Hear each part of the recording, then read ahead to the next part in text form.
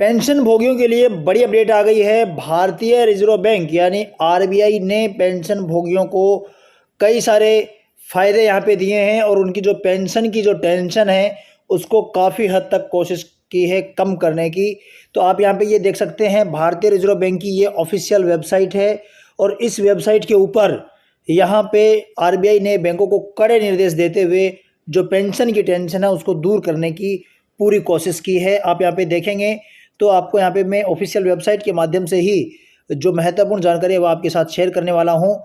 और इसी तरह की आप जानकारी अगर पाना चाहते हैं तो अभी से इस वीडियो को लाइक कर देवें और चैनल को सब्सक्राइब कर लेवें ताकि ये इस तरह की अपडेट आपको खबर मिलती रहे। आपको बताना चाहूँगा कि ये जो आप यहाँ पे देख रहे हैं इसमें कई सारे बिंदु हैं और ये सारे बिंदुओं को यहाँ पे मैं इसलिए कवर नहीं करूँगा क्योंकि ये वीडियो की साइज़ काफ़ी ज़्यादा हो जाएगी, इसलिए महत्वपूर्ण जो बिंदु है उनको यहाँ पे कवर करते हैं। आप यहाँ पे ये देख सकते हैं 8वां बिंदु जो है इसमें दिया गया है कि क्या पेंशनर बकाया क्या पेंशनर पेंशन या बकाया पेंशन में विलंब से जमा किए जाने पर एजेंसी बैंकों से क्षतिपूर्ति प्राप्त करने के पात्र हैं। यानी आपकी पेंशन देरी से जमा होती है या फिर आपके पेंशन की कोई एरियर है, बकाया पेंशन है, वह अगर देरी से जमा होती है तो क्या आपको उसकी क्षतिपूर्ति प्राप्त करने का हकदार हैं? क्या आपको ये हक है कि आप क्षतिपूर्ति प्राप्त करें? तो उसका उत्तर है कि हाँ, पेंशन अदाकर्ता बैंक पेंशन या बकाया पेंशन में देरी से जमा होने पर प्रतिवर्ष 8% की निर्धारित दर से भुगतान की नियत तिथि के बाद विलंब होने पर क्षतिपूर्ति करेगी। यानी अगर आपके जो भुगतान की जो नियत तिथि है उसके बाद में अगर विलंब होता है तो 8% जो वार्षिक दर है, ब्याज की प्रतिवर्ष की दर है, उसके आधार पर आपको क्षतिपूर्ति बैंक को करना होगा। आप उसके हकदार हैं। अगर बैंक नहीं करता है तो आप बैंक में एप्लीकेशन देके ये आप प्राप्त कर सकते हैं। आगे ये कहा गया है कि यह क्षतिपूर्ति दिनांक 1 अक्टूबर 2008 के बाद के सभी विलंबित पेंशन भुगतानों के मामले में पेंशनरों के खाते में उसी दिन पेंशनर के दावे की प्रतीक्षा के बिना स्वतः जमा की जाएगी। यानी ये कह दिया है इसमें बैंकों को कि ज़रूरी नहीं है कि पेंशनर है वो एप्लीकेशन लिख के दे या दावा करे तभी आप उसके खाते में जमा करें।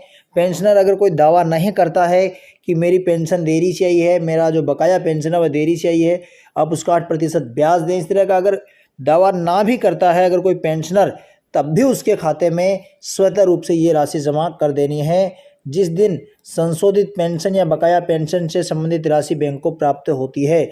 यानी सरकार जिस दिन पैसे दे देती है उसके बाद में अगर कोई देरी करती है बैंक तो आपको उसका ब्याज सहित भुगतान है ये बैंकों को जमा करना होगा बिना दावे किए ही। उसके बाद में 7वां बिंदु है, ये आपके लिए फिर महत्वपूर्ण है। आप इसमें देखेंगे तो इसमें दिया गया है कि पेंशनरों को संशोधित दर पर महंगाई राहत का भुगतान कैसे होता है। ये जो पेंशनर हैं उनको जो डीआर मिलता है, महंगाई राहत मिलती है, उसको लेकर ये सवाल है।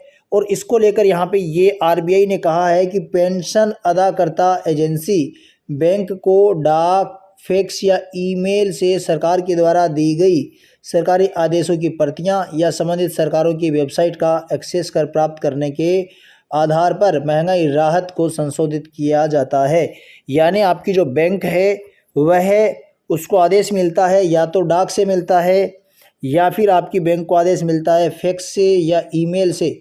इन 3 माध्यम से आप सरकार के आदेश मिल जाते हैं महंगाई राहत में बढ़ोतरी का, या फिर सरकारी आदेश है उसको सरकार की वेबसाइट से भी बैंक को मिल सकता है और वहाँ से एक्सेस प्राप्त करके बैंक हैं वो आदेश प्राप्त कर सकते हैं और आपके महंगाई राहत यानी डीआर है उसको संशोधित बैंक वे करेंगे। आगे कहा गया कि पेंशन अदाकर्ता शाखाओं को प्राधिकृत किया जाता है कि वे पेंशनरों को तत्काल भुगतान करें। तो यहाँ पे ये कड़ा निर्देश देते हुए कहा है कि जो पेंशन अदाकर्ता शाखा जो है या बैंक जो है वे पेंशन भोगियों को बिना परेशान किए जल्द से जल्द इसका भुगतान है ये करे।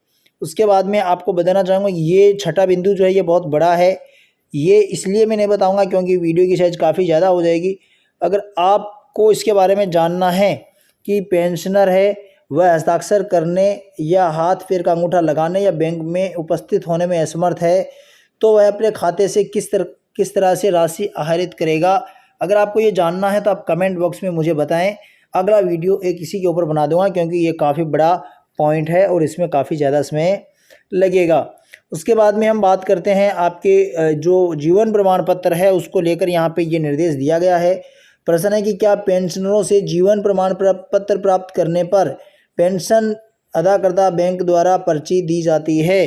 तो इसको लेकर आपको पता ही है कि आप बैंकों में जाते हैं, अपना जीवन प्रमाण पत्र देते हैं, लेकिन बैंक जो होते हैं उसकी पर्ची या रिसिप्ट या रसीद या पावती नहीं देते हैं, और ऐसे में आपके जीवन प्रमाण पत्र को वो लेके इधर उधर रख देते हैं, भूल जाते हैं और आपको फिर समस्या का सामना करना पड़ता है। तो ये आरबीआई कह रहा है कि ये भी शिकायतें मिल रही हैं कि पेंशन भुगतानकर्ता शाखाओं के काउंटर पर जमा किए गए जीवन प्रमाण पत्र गुम हो जाते हैं।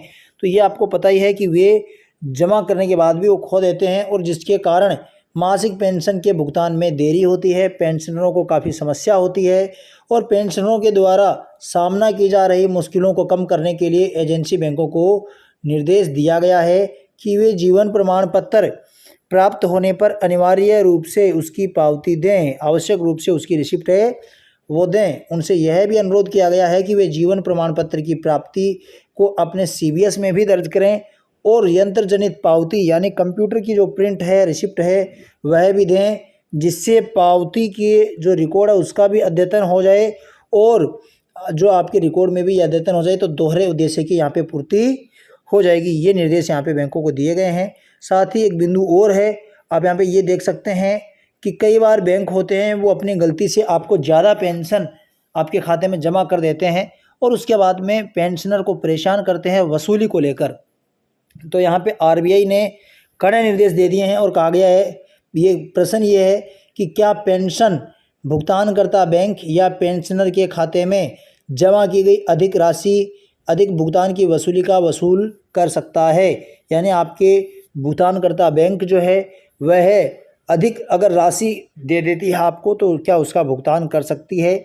तो इसमें ये 2 बिंदुओं में समझाया गया है। पहला बिंदु है कि एजेंसी बैंकों से अनुरोध है कि वे पेंशनरों को किए गए अधिक भुगतान की वसूली के लिए अपनाई जाने वाली प्रक्रिया के संबंध में संबंधित पेंशन स्वीकारकर्ता अधिकारियों से दिशा निर्देश प्राप्त कर लें। ये कहा गया कि अधिकारी जो हैं उच्चाधिकारी उनसे ये संपर्क करें।